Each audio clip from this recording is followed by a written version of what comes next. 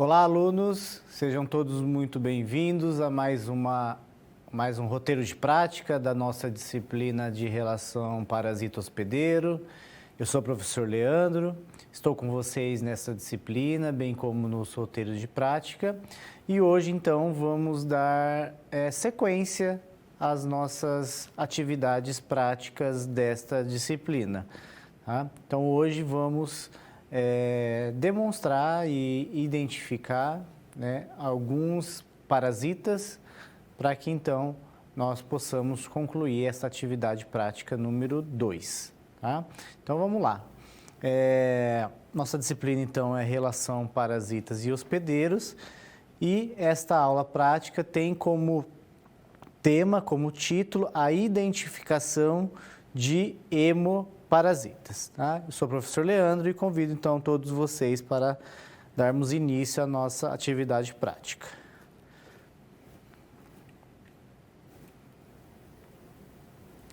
Nós temos como objetivos nesta prática, neste roteiro de aula prática número 2, aprender a identificar as formas parasitológicas, algumas formas parasitológicas dos hemoparasitas causadores de doenças parasitárias a partir da visualização de lâminas.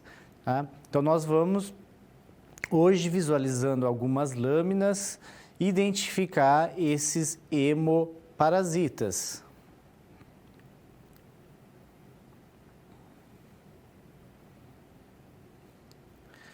Para isso, nós vamos, e é importante que nós relembramos o que foi realizado na nossa prática anterior, porque isso permite saber como que a gente chegou nessas lâminas, né? Como que a gente chegou nesse momento de identificação dos hemoparasitas. Então, vamos relembrar que os hemoparasitas é um grupo de parasitas específico que se alojam na corrente sanguínea do hospedeiro. Então, são parasitas que têm alguma passagem, né, ou permanecem na corrente sanguínea do indivíduo hospedeiro, do indivíduo infectado por aquele parasita. Né? E podem ainda serem considerados, como nós vamos ver na nossa aula de hoje, parasitas intracelulares, uma vez que alguns dos parasitas que nós vamos identificar, nós vamos conseguir observar que são parasitas que estão dentro das células, né? E não são parasitas que ficam circulantes na corrente sanguínea. Né?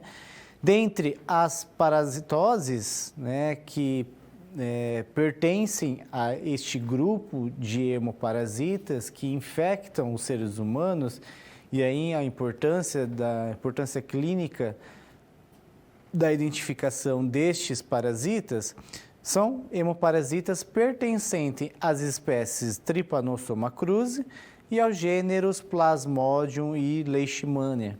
Então vamos ver ao longo desta nossa prática algumas parasitas que possuem mais de uma espécie pertencente a aqueles gêneros, como por exemplo os gêneros Plasmodium e Leishmania. Tá? Sendo assim, então, sabemos que as espécies Trypanosoma cruzi, né, são os agentes etiológicos da doença de Chagas, né, e os gêneros Plasmodium e Leishmania, os agentes etiológicos da malária e da leishmaniose, respectivamente. Tá? Então, percebam como é a importância da identificação desses hemoparasitas, uma vez que são agentes etiológicos de grande relevância clínica, de grande importância clínica, né, ao levar em consideração quais doenças esses agentes etiológicos causam, né? E aí a importância desta nossa aula prática na identificação adequada desses hemoparasitas, né? Mas como que nós chegamos a esse material? Como que nós chegamos a essa lâmina? Né? E aí eu convido vocês para relembrarmos o que nós fizemos na nossa prática anterior. Então, na nossa prática anterior, nós fizemos as lâminas, os materiais com a presença do material sanguíneo dos indivíduos, dos pacientes, e esse material sanguíneo ele pode ser adquirido, né, pode ser obtido através da punção da polpa digital, que é aquela punção que nós fazemos na ponta do dedo do indivíduo, bem como através da coleta do sangue venoso, através de uma punção venosa. Então, uma vez que a gente está identificando hemoparasitas, eu preciso do material biológico sanguíneo desse paciente, que pode ser obtido pela polpa digital ou coleta de sangue venoso. E aí nós vimos e realizamos na nossa prática anterior duas técnicas, né, a partir desse material sanguíneo. Nós fizemos a gota estirada ou estendida, né, que é um esfregaço sanguíneo a partir daquele material. Então, nós fizemos este material, a montagem deste material, a coloração deste material, né, através, então, da técnica de gota estirada ou estendida. E fizemos também a nossa gota espessa, né? A gota espessa, para relembrar, ele é uma técnica para a identificação de hemoparasita quando esses parasitas são pouco abundantes, né? Uma vez que esta técnica permite uma maior concentração de células no centro da lâmina, e aí isso possibilita, isso aumenta a chance, a probabilidade de nós encontrarmos e identificarmos esses parasitas, né? Vimos também na aula anterior, na prática, né, anterior, que essas técnicas podem se complementarem, uma vez que a gota espessa ela traz uma maior sensibilidade, ou seja, uma maior chance de encontrar esses hemoparasitas, bem como a gota estirada, ou esfregaço estirado, ele traz uma maior especificidade, uma vez que permite com que a gente consiga identificar melhor as diferentes espécies daquele parasita, caso seja aplicável àquele parasita em específico, né? Então, fizemos essas duas técnicas e aí nós finalizamos com as lâminas provenientes dessas técnicas.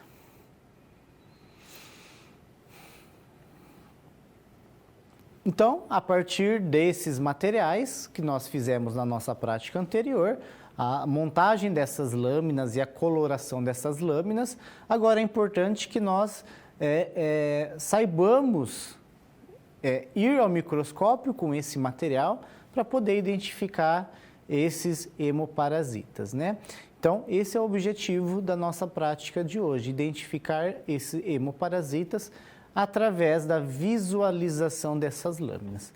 Para isso, nós precisamos primeiro entender um pouco ou conceitualizar um pouco de quais são as formas que nós podemos encontrar desses hemoparasitas, quais são as fases desses hemoparasitas e qual dessas fases e formas que nós podemos encontrar e identificar nessas lâminas, tá? Então, hoje nós vamos dividir a nossa prática na identificação desses 4 hemoparasitas, né? E então vamos conceitualizar e posteriormente vamos ao microscópio identificá-los em lâmina, tá? Então convido vocês para identificar primeiramente essas fases diferentes de cada um desses parasitas. Então inicialmente vamos falar da doença malária, tá? A doença malária ela é causada por espécies de Plasmodium, né? Então, a denominação do parasita é Plasmodium, né? Essas espécies, essas diferentes espécies são pertencentes ao gênero Plasmodium, que é pertencente à família Plasmodidae, tá? Então, nós conseguimos observar que a malária ela pode ser causada por mais de uma espécie, né? E aí a importância de nós conhecermos essas diferentes espécies, né? Uma vez que o indivíduo pode estar infectado por essas diferentes espécies. E essas diferentes espécies cursam com uma condição clínica diferente. Então, aí está a importância de conhecermos para saber identificar quais são essas espécies que está presente naquele material, né? Relembrando que a malária ela é uma hemoparasitose, né? E essas hemoparasitoses também possuem como característica a transmissão por um vetor, né? Ou seja, eu tenho um inseto, eu tenho alguma organismo que transmite, que se utiliza de transportador desses parasitas, né? No caso da malária, né, é um inseto do gênero Anopheles, né? Então, esses parasitas são transmitidos através da picada deste inseto pertencente a esse gênero, que transmite, então, o parasita aos seres humanos, né? E quais são essas espécies? Plasmodium falciparum e Plasmodium vivax. Então, são as duas espécies de relevância clínica que causam a malária. O Plasmodium falciparum, ela é responsável pela maioria dos casos fatais de malária, né? Então, a importância da identificação. Produz o que nós chamamos de febre terçã maligna, com quadros clínicos em que acessos febris repetem-se ciclicamente com intervalos de 36 a 48 horas. Então, o que é essa febre terçã? O indivíduo tem esse aumento da temperatura de maneira cíclica, né? Então, tem um aumento da temperatura, tem a febre, há um cessamento dessa febre e, posteriormente, essa febre volta. Então, fica neste ciclo que tem-se intervalos de 36 a 48 horas. Tá? O Plasmodium vivax também tem essa característica dessa febre terçã, dessa febre intermitente. Então, a Plasmodium vivax, por sua vez, é o agente da febre terçã benigna, né? Então, ele tem um curso clínico mais benigno, né? De maneira benigna, quando a gente compara com o Plasmodium falciparum, né? E tem também essas intermitências no aumento da temperatura, né? E já no Plasmodium vivax, com um ciclo febril que retorna a cada 48 horas. Tá? Então, são essas duas espécies de Plasmodium que nós podemos identificar lá na nossa prática, na identificação, na observação das lâminas. Para a gente relembrar rapidamente do ciclo da malária, uma vez que é importante o entendimento do ciclo desses parasitas para que a gente possa entender e saber quais são as possibilidades que nós podemos encontrar nessas lâminas, né? Então, a malária é transmitida pela picada do mosquito do gênero Anopheles, né? E esse mosquito, ele possui nas suas glândulas salivares o parasita. Esse parasita está no formato, na forma ou na fase de esporozoitos, né? Então, quando o indivíduo ele é picado, ele é introduzido o parasita na forma de esporozoitos, né? Isso percorre toda a circulação sanguínea desse indivíduo e esses esporozoitos eles vão para o tecido hepático do indivíduo. Lá no tecido hepático há um processo de reprodução deste parasita, né? E ele transforma-se na forma de merozoitos, né? Esses merozoitos, eles então são liberados, eles saem do tecido hepático e infectam as hemácias, né? Infectam as células, os glóbulos vermelhos do indivíduo, né? E aí, a partir disso, então, retorna-se todo o ciclo. Há uma liberação desses merozoitos, né? Há um processo de reprodução, né, a partir da corrente sanguínea, né, até que pode ocorrer de um novo mosquito picar este indivíduo e adquirir, então, esses, por exemplo, gametócitos, né? Então, resumidamente, nós podemos encontrar o plasmódio como esporozoítos, como merozoítos e como gametócitos, né? Então, nós vamos ver a diferença nas formas dessas fases do plasmódio. Então, os esporozoítos são organismos alongados, com extremidades afiladas, é a forma inoculada pelo mosquito, então é a forma como o mosquito inocula o parasita e transmite isso consequentemente para os seres humanos, né? Os criptozoítas, então no fígado há uma transformação desses esporozoítos em criptozoítos, antes mesmo da transformação em merozoítos, tá? No fim desse crescimento, o núcleo desta fase dos criptozoítos começam a se dividir várias vezes de maneira assexuada. Então, acontece um processo ali de reprodução assexuada ali no tecido hepático. Eu tenho a forma esquizonte, que é a forma multinucleada, com citoplasma ainda espalhado desse plasmódio. Isso está ainda ali no tecido hepático, está acontecendo ali ainda no tecido hepático, né, nas células hepáticas. E a partir desse esquizonte, né, que é uma forma de vários núcleos deste parasita dentro de uma única célula, eu tenho o rompimento desse esquizonte. Esse esquizonte vai liberar os merozoítas, que são aquela forma, aquela fase que vai infectar as células, os glóbulos vermelhos do indivíduo. Então, cada merozoíto pode infectar uma hemácia, né? Então, esta etapa ela é completada e denominada como esquizogonia pré-eritrocitária, né? Ou seja, antes do processo de infecção, né, de infecção dessas hemácias, né? E a partir daí, então, há um período de inoculação para que esses merozoítos, de fato, infectem as hemácias.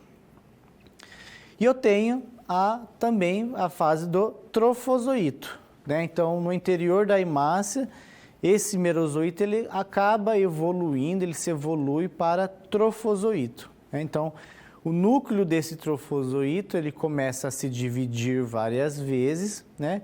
E de forma assexuada, né, resulta novamente naquele esquizonte. Aquele esquizonte é a forma onde eu tenho vários merozoítos no interior das células, tá? E aí, esse ciclo se retorna. Então, esse esquizonte se rompe, libera as merozoítas que invadem novas hemácias, né? E aí, há novamente esse processo de reprodução. E são nesses ciclos, nessas etapas que acontece o processo febril, né? Que acontece o processo de febre, quando há esse processo de rompimento das hemácias, rompimento dos esquizontes e liberação dos merozoítos e invasão dos glóbulos vermelhos. Tá? Então, aqui temos uma imagem especificamente do plasmódio falcíparo, das suas fases do plasmódio falcíparo. Então, desde os trofozoítos, dos esquizontes, os merozoítos ou merócitos, macrogametócitos e microgametócitos, né? Então, observem que há uma etapa sucessiva de evolução desse parasita, né? Onde nós conseguimos observar, né, essas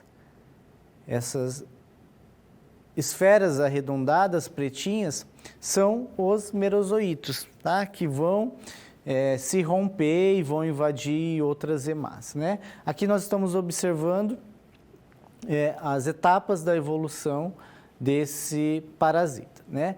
As imagens A e B estão circuladas, bem como as A, G e H. Por quê? Porque são fases que nós podemos encontrar na corrente sanguínea do indivíduo infectado.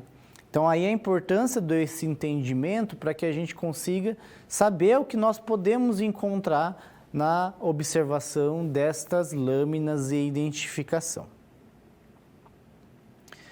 Então, aqui uma outra imagem demonstrando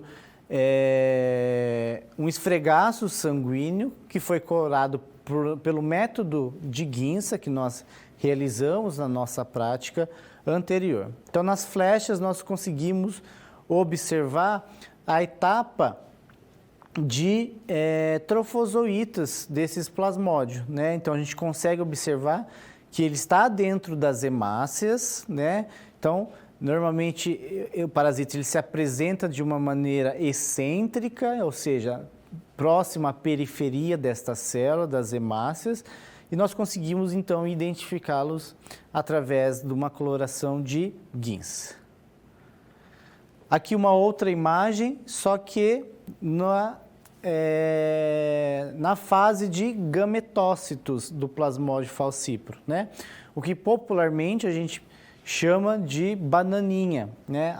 A fase de gametócito desse plasmódio falcíparo parece o formato aí de uma bananinha, tá? Aqui nesse caso é uma gota espessa corada por um outro método específico que permite a identificação deste parasita. Sendo assim, então, gostaria de convidá-los para que nós possamos ir ao microscópio e identificar esse hemoparasita ali nas nossas lâminas, né? Então, possibilitar com que a gente consiga fazer esta identificação. Então, vamos ao microscópio.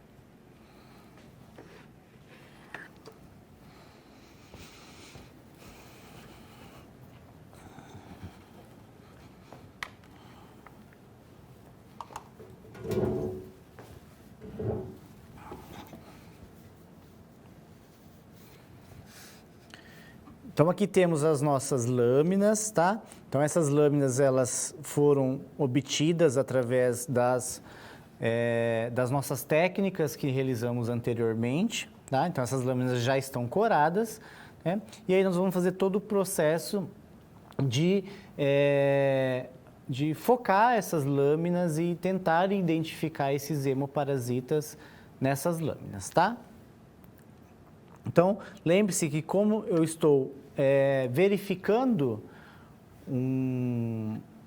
esses parasitas em corrente sanguínea, em esfregaço sanguíneo ou em gota espessa, né, nós precisamos fazer a observação no aumento de 100 vezes no microscópio, né? E para isso nós precisamos utilizá-lo o óleo de imersão, tá? Então vamos lá, vamos tentar identificar nesta lâmina essas possibilidades de plasmódio que nós vimos, né? Especificamente plasmódio falcíparo.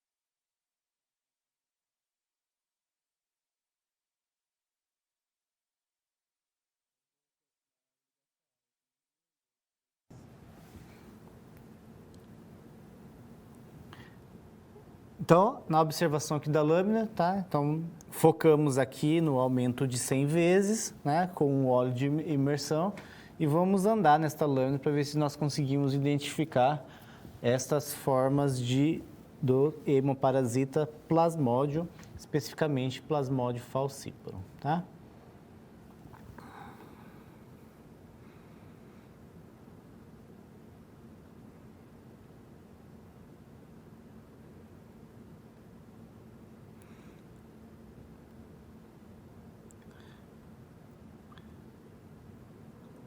Neste campo, nós já podemos observar duas hemácias, tá? que nós conseguimos observar que existe uma inclusão nessas hemácias do parasita na sua fase trofozoíta, tá? Então, no centro desta imagem, nós conseguimos observar este parasita, né, de maneira excêntrica nesta célula, tá? Vamos continuar andando.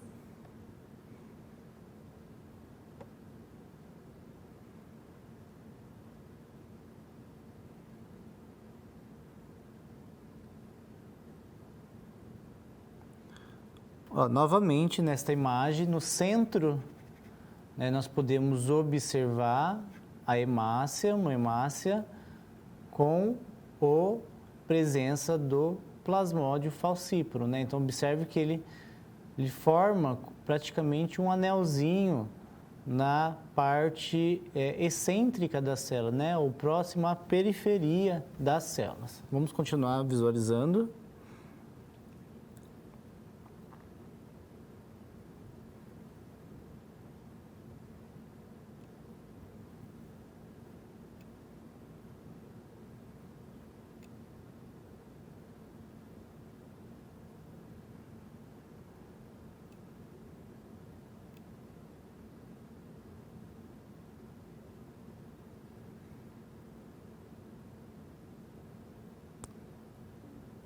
Aqui no centro vemos mais uma hemácia infectada pelo parasita, né? Vamos deixar bem no centro.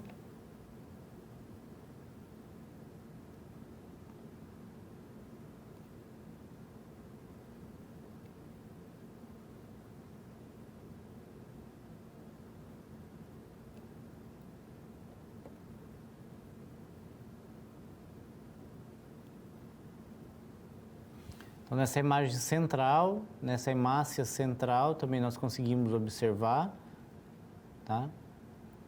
Reforçando que nós estamos vendo trofozoítas de Plasmodium falciparum.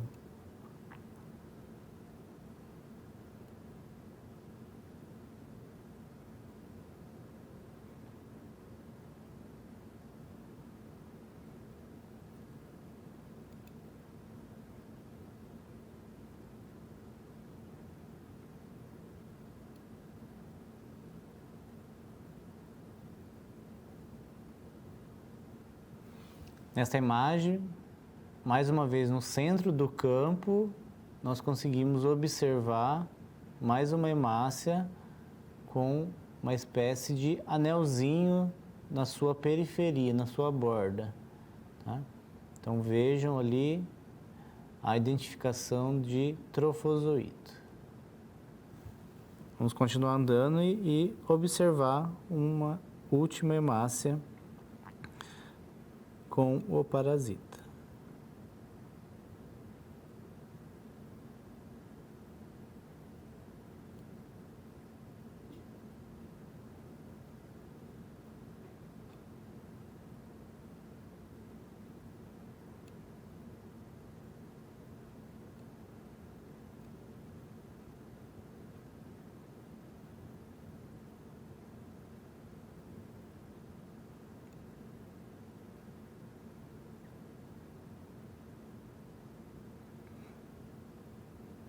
Mais uma imagem, no centro deste campo, ó, conseguimos observar ali uma hemácia, ó, bem característica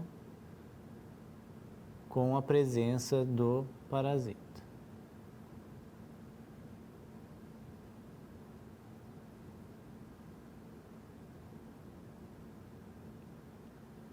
Sendo assim, então, vamos retomar para as nossas conceitualizações para que a gente possa fazer novas identificações dos hemoparasitas.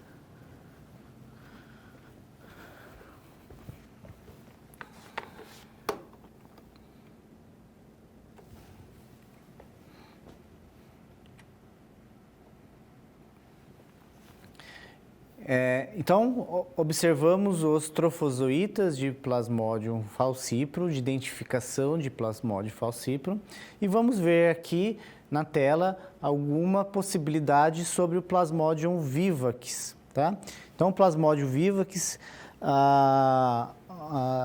possui uma fase, um ciclo muito semelhante, né? O ciclo em si, ele é semelhante ao plasmódio falcíparo, né? As fases deste ciclo, né? Então, desde o percurso na corrente sanguínea até o tecido hepático, as merozoítas, recebem os mesmos nomes, né? A diferença nas formas é principalmente na fase de gametócitos. Então, no plasmódio falcíparo, nós podemos encontrá-lo no formato de bananinha, como dito anteriormente, que é a fase de gametócito do plasmódio falcíparo, né? E no plasmódio vivax, os gametócitos já possuem uma identificação diferente, né?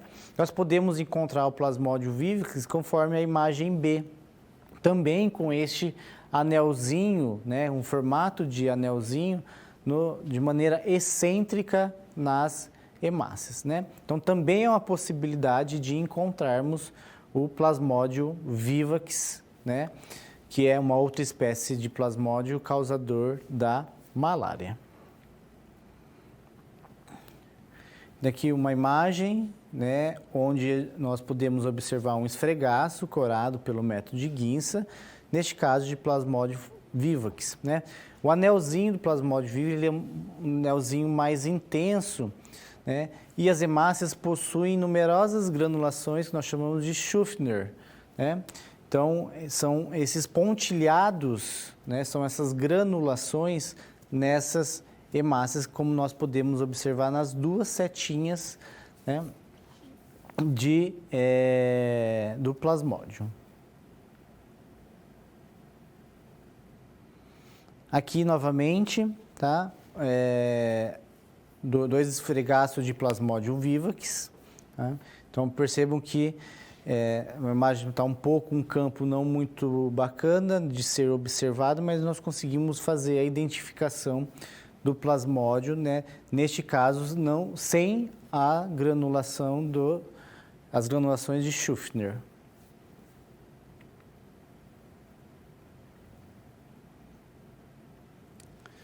Então, sendo assim, nós finalizamos a primeira atividade desta nossa prática, que é a identificação do parasita plasmódio, né, das espécies do parasita plasmódio, quais as possibilidades de encontrarmos nesses materiais, nessas lâminas que confeccionamos, né? E agora, então, vamos dar sequência para a identificação de novas hemoparasitoses. Mas antes disso, vamos conceitualizar essas parasitoses. Vamos lá? Então, a doença de Chagas, ela também denominada como tripanossomíase humana, né? Ela é conhecida por doença de Chagas, ou tripanossomíase humana, né? E tem como agente etiológico, agente causal, o Trypanosoma cruzi. O Trypanosoma cruzi, assim como outros hemoparasitas, é um parasita flagelado, né, que determina no homem quadros clínicos com características e consequências muito diversas. Então, a apresentação clínica da doença de Chagas, ela é muito diversa, tá? Então, e o agente causal, então, é o Trypanosoma cruzi.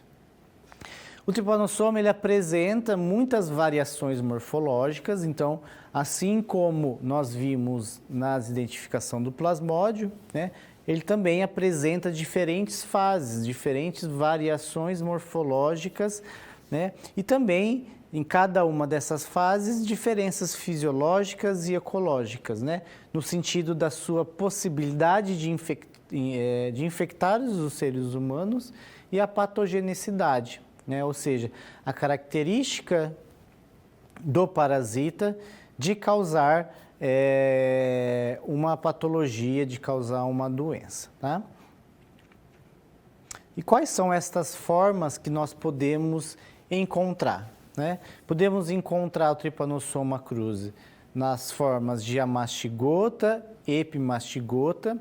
A mastigota é quando se apresenta um pequeno micro-organismo, né? Então, nós observamos uma dimensão muito pequena, quando nós visualizamos em lâmina. O seu corpo é achatado, com pouco citoplasma e com um núcleo relativamente grande, redondo e excêntrico. Já a epimastigota, ela tem um formato, uma forma mais alongada, né? Uma forma fusiforme, como nós falamos, então ela vai apresentando um estreitamento neste formato, o que caracteriza esse formato alongado, né? E por ficar o cinetoplasto é o citoplasma deste parasita, dessa célula parasitária, né? Discoide nas proximidades do núcleo.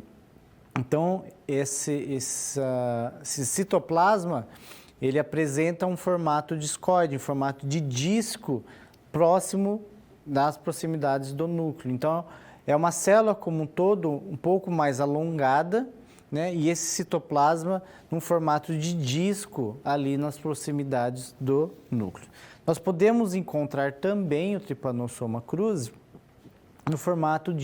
na forma de tripomastigota. Tá? Diferente da epimastigota, a tripomastigota nós encontramos ainda mais alongado, ainda mais achatado, como nas epimastigotas, né? Mas o que difere é que este citoplasma, esse cinetoplasto, ele não tem mais aquele formato discoide, então ele é um pouco mais arredondado, né?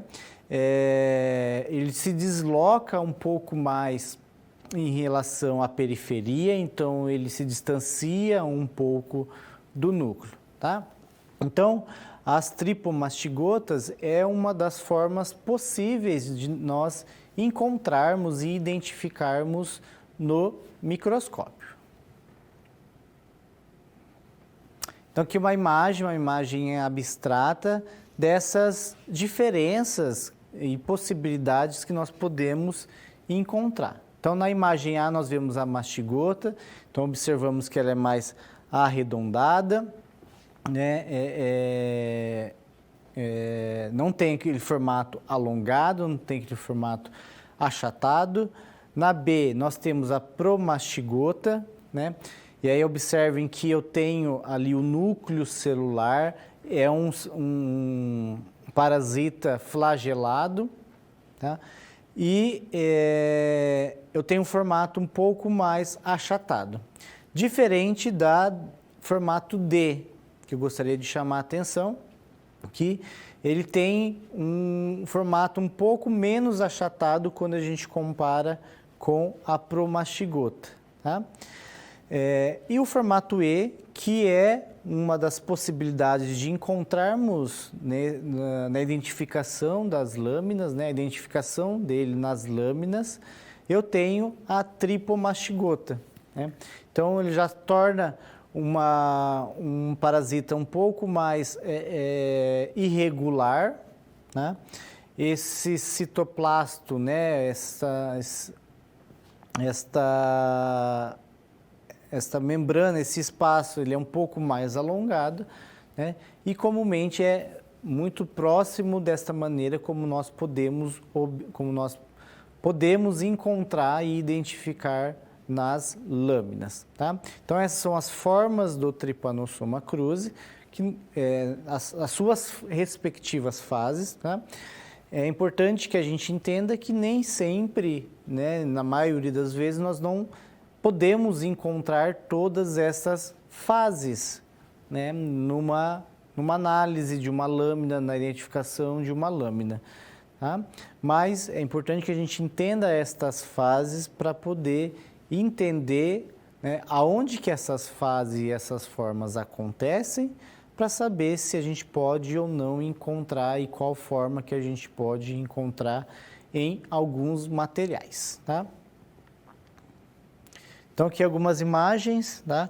Aqui é um esfregaço sanguíneo, né? Aqui nós estamos vendo as tripomastigotas, então percebam que a gente consegue ver muito característico um parasita alongado, flagelado, né? com aquele núcleo bem no centro do parasita, né? Aqui é um esfregaço sanguíneo, um esfregaço estirado, estendido e corado por guinça.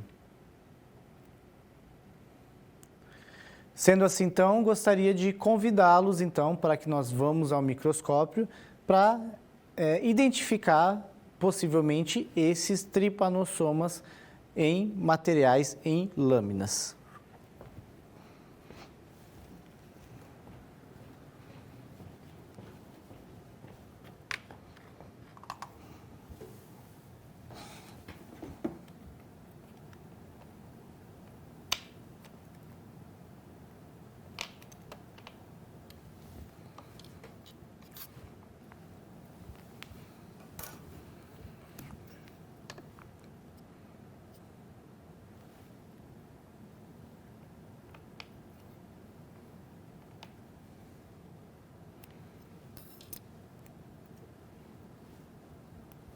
Então, nós temos aqui uma lâmina, tá?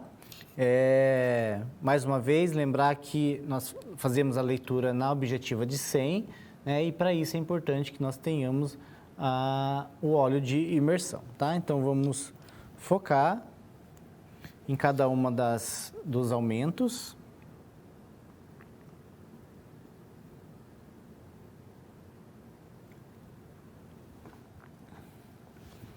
Não podemos esquecer do óleo de imersão.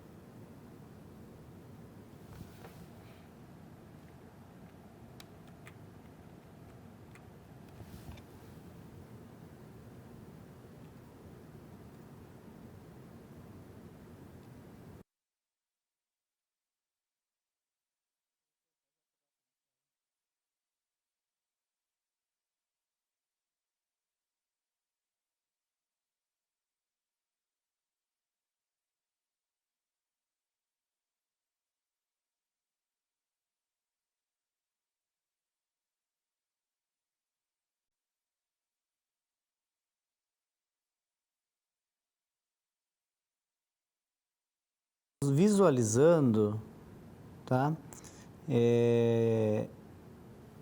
Aqui é uma lâmina, na verdade, de um tecido cardíaco, tá?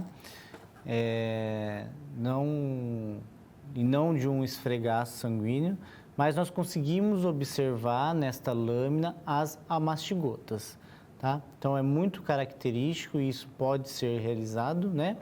Uma vez que pode ser identificado em alguns tecidos, né? Então, vamos lá para observar esta forma de amastigotas. Então, nós podemos encontrar, né, aqui no centro desta imagem,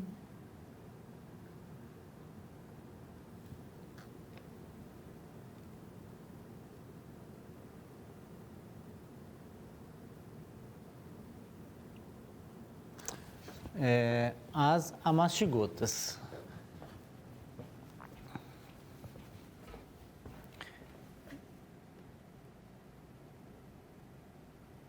Eu não consigo.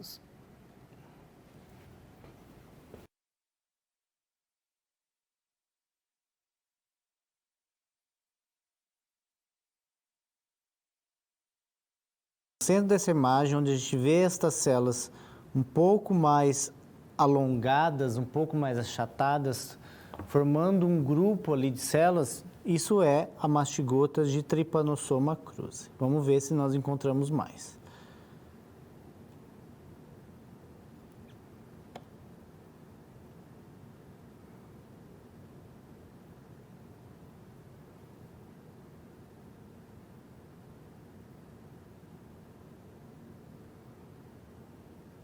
Ó, aqui novamente, no centro desta imagem, ó, nós conseguimos observar a mastigotas.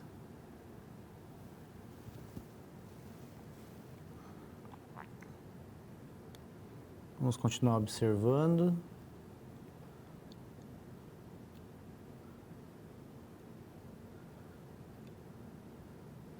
Aqui novamente, ó, bem próximo dessa faixa preta, ó, nós encontramos um grupo ali, ó, de amastigotas.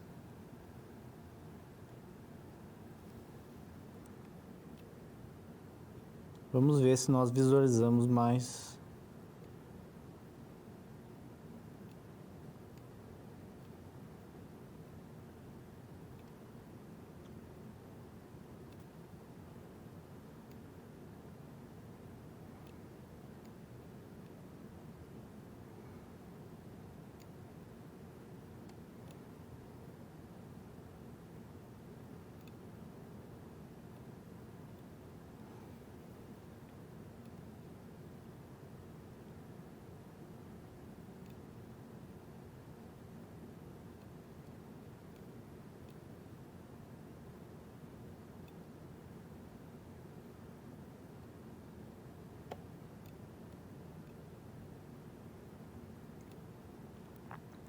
Aqui novamente, ó, no centro dessa imagem, ó, onde a gente vê que tem uma clarificação, né, um espaço ali em branco, eu tenho ali a mastigotas. Ó.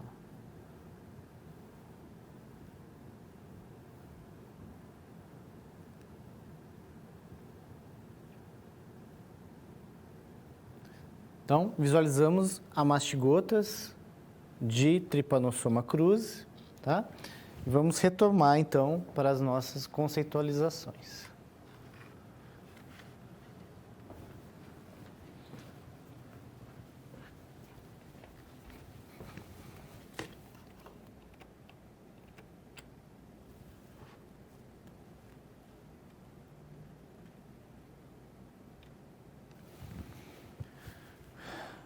Agora, então, nós vamos falar sobre os parasitas da espécie Leishmania, tá? Então, os parasitas da espécie Leishmania são os agentes etiológicos da leishmaniose.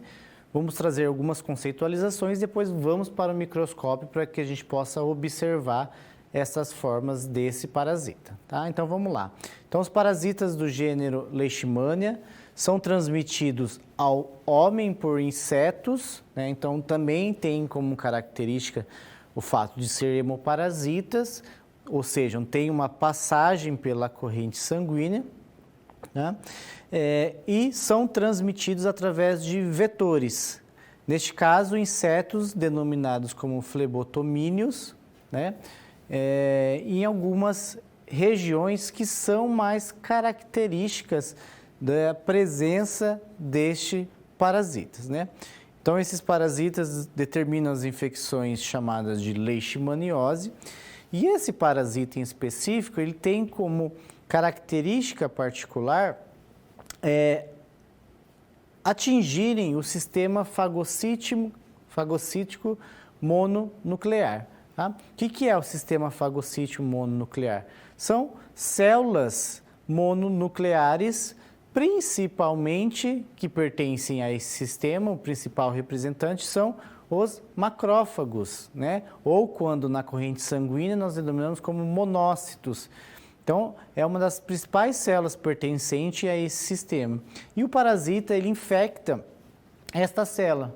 Então, alguns parasitas, como nós falamos anteriormente, têm como característica de serem intracelulares. E os parasitas do gênero Leishmania é um deles. No caso, afetam esse sistema fagocítico mononuclear, né?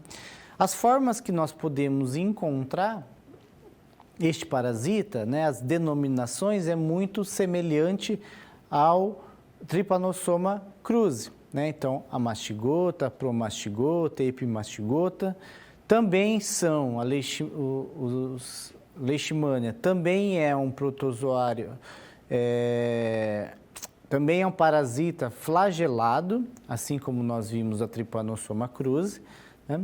A mastigota é quando os parasitas estão no interior das células dos hospedeiros vertebrados. Então,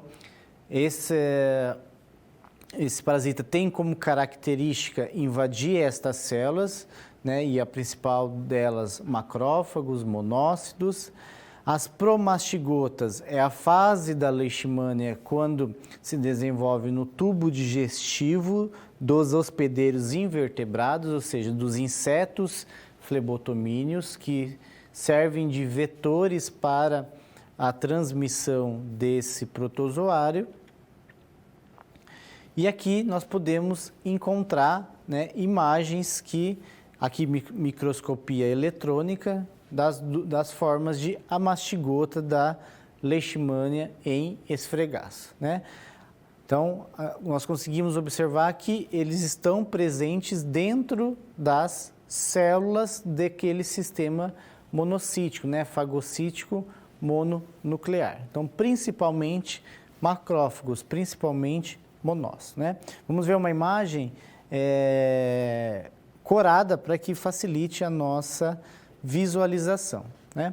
Então, nós podemos encontrar na forma amastigota ou na forma aflagelada, que nós chamamos, né? Então, percebam que a gente encontra as amastigotas dentro de uma célula, né? Neste caso, dentro de uma célula do sistema monocítico, né? Do sistema fagocítico mononuclear, né? Ou podemos encontrar no formato flagelado, que é o formato de promastigota.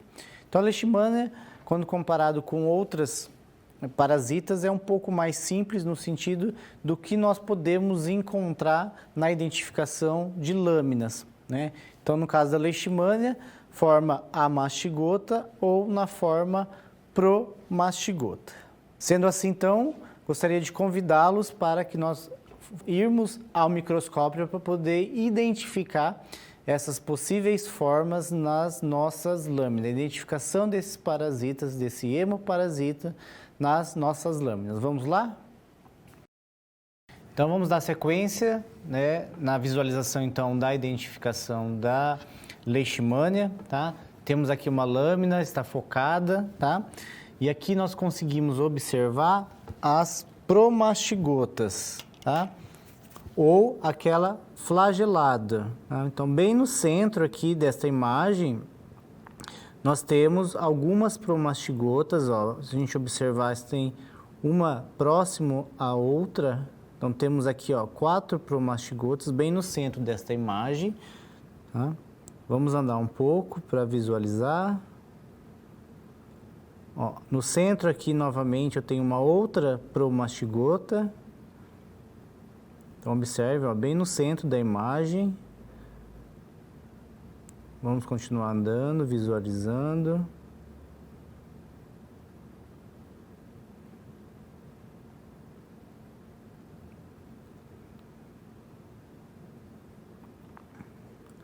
Novamente, aqui no centro, bem clarinha, né? Tá bem muito próximo à coloração de toda a lâmina. Nós vemos outra promastigota. Vamos continuar andando.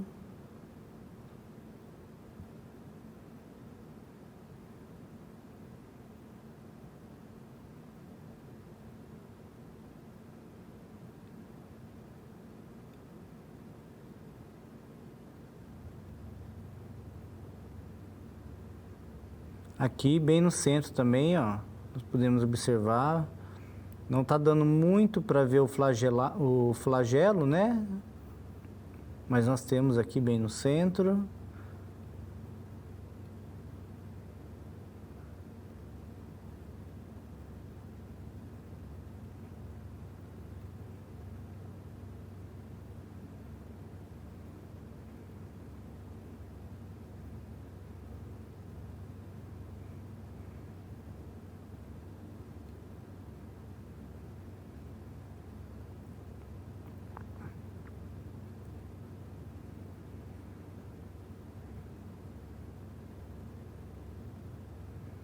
Vamos encontrar mais uma.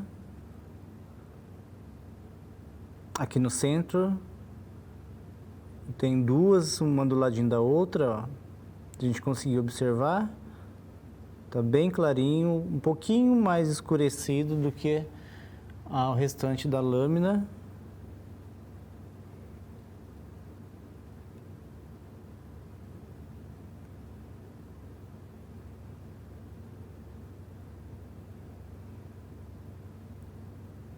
Vamos visualizar mais. Aqui, bem no centro deste campo, nós podemos observar com aquele pontinho um pouquinho mais escurecido, uma outra promastigota.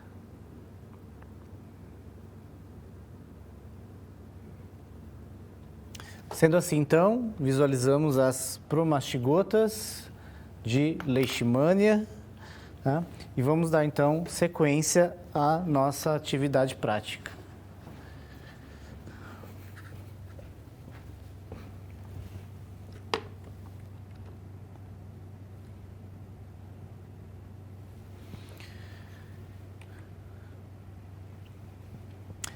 E agora, então, para que a gente possa concluir a nossa atividade prática número 2, vamos para mais um parasita que nós podemos encontrar no nosso material, tá? E é a Toxoplasma gondii, né?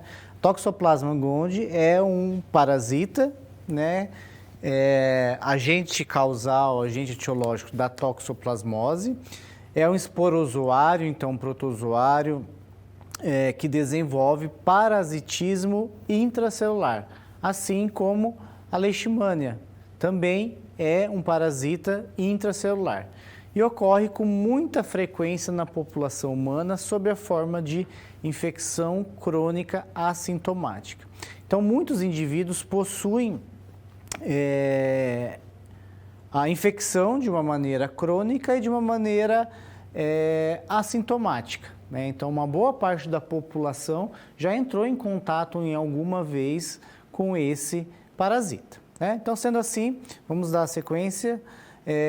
Toxoplasma gondii, ele é um parasita intracelular obrigatório e pode invadir os mais diversos tipos de célula, tendo uma maior afinidade com as células do sistema fagocítio mononuclear, ou seja, para as células, para os monócitos, né?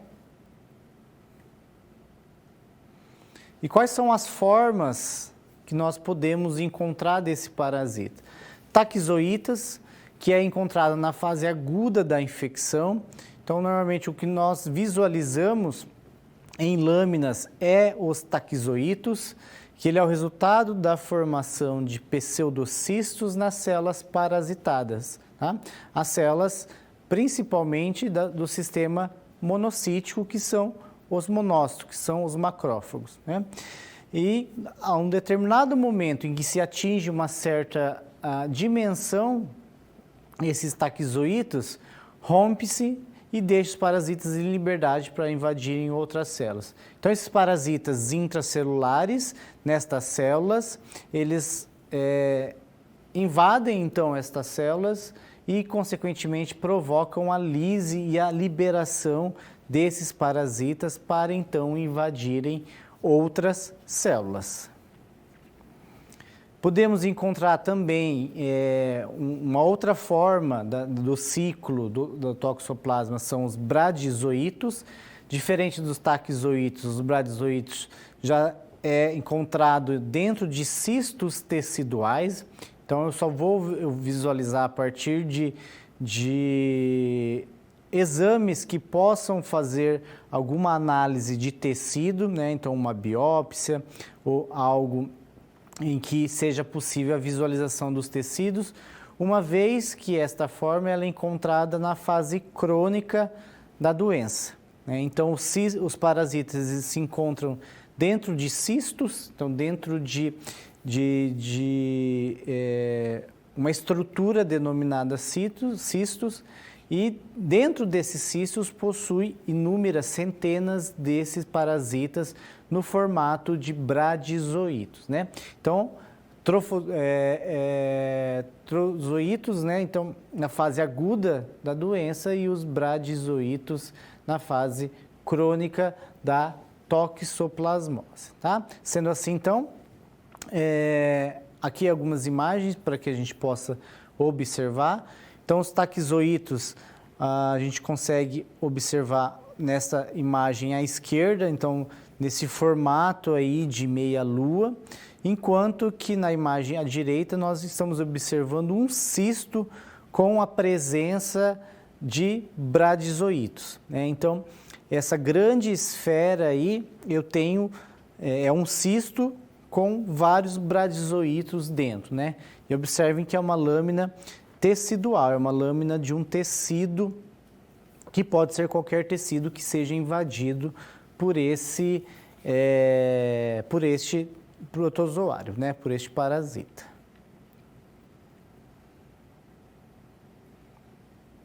Sendo assim, então, gostaria de convidá-los para que nós possamos ir ao microscópio e identificar qual forma que nós podemos visualizar nesta lâmina no microscópio. Vamos lá, então. Então, temos uma lâmina aqui, tá? Um foco em uma lâmina contendo taquizoítos de Toxoplasma gondii, tá? Então, vamos visualizar bem no centro desta imagem. Vamos focar um pouco melhor. Tá? Ao lado desta célula do sistema monocítico, como nós podemos observar, nós temos aqui a presença de 2 taquizoítos, bem ao lado da célula. Tá? Vamos focar um pouquinho. Bem no centro dessa imagem, temos 2 taquizoítos. Tá? Observe que do lado direito, embora pareça não estar com um formato muito característico, ele tem uma característica de uma forma de meia-lua, né? Então, assim que a gente pode encontrar esses taquizoítos, tá? Aqui, nessa imagem também, ó, no centro, a gente tem vários, ó, tem um do lado do outro, tá? Então, a gente consegue observar bem clarinho, né, que tem vários ali. Aqui está um pouco mais característico o formato de meia-lua, né? Então, ali vários taquizoítos de toxoplasma, tá? Vamos continuar andando.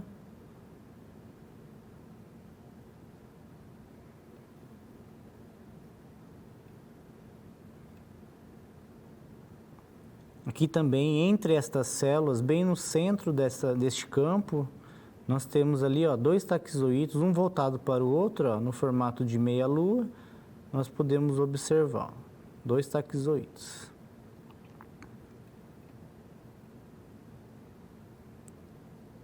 Vamos continuar.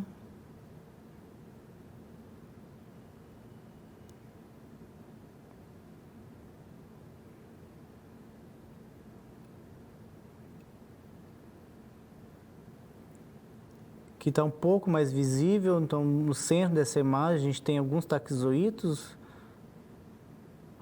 um dos lados do outro, ó, no mesmo formato de meia-lua, um pouco claros, mas são taquizoítos de toxoplasma.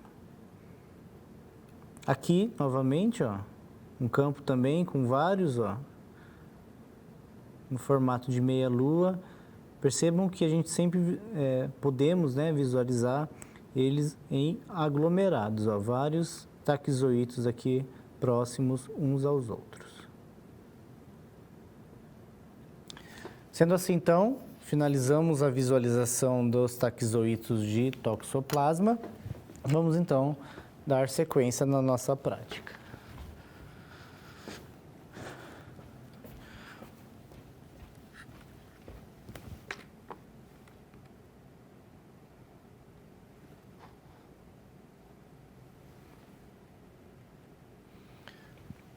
Sendo assim, então, concluímos neste momento a nossa prática da unidade número 2 da disciplina de relação parasitas hospedeiros, né? Somente para recapitular o que nós vimos, nós fizemos através da identificação de lâminas a visualização de alguns hemoparasitas. Então, são parasitas que têm como característica a passagem ou se alojarem no sistema sanguíneo do hospedeiro. Vimos então o plasmódio, vimos a leishmania, o trypanosoma cruzi e finalizamos visualizando o Toxoplasma gondii. Sendo assim, então, agradeço a presença de todos, desejo uma ótima prática a vocês, bons estudos e nos vemos na nossa próxima encontro, na nossa próxima prática.